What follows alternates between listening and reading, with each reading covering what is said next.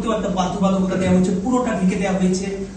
যেহেতু নতুন ভাবে সবকিছু শুরু হচ্ছে, আমাদের প্র্যাকটিস শুট করার জন্য আপনারা কোনো ব্যবস্থা করবেন কিনা, সেটা যে কোনো কয় মিনিটই হোক না কেন? দেখেন, প্র্যাকটিসটা শুট করার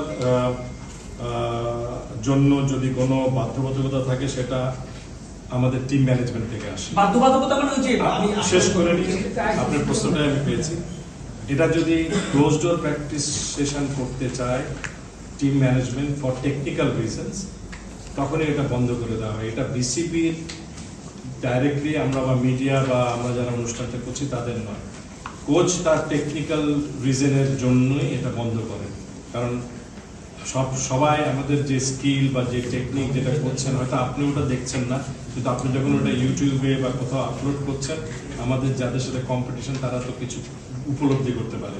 তো এটা বিশ্বের সব জায়গায় আছে যে যখন বলে যে team practice is close door, এটা ফুটবলেও হয়ে থাকে, ক্রিকেটেও হয়ে থাকে। তো যদি ক্লোজ ডোর থাকে তাহলে ক্লোজ ডোর, যদি টিম ম্যানেজমেন্ট মনে করে যে সেটা ওপেন রাখবে সেটা টিম ম্যানেজমেন্টে থাকে।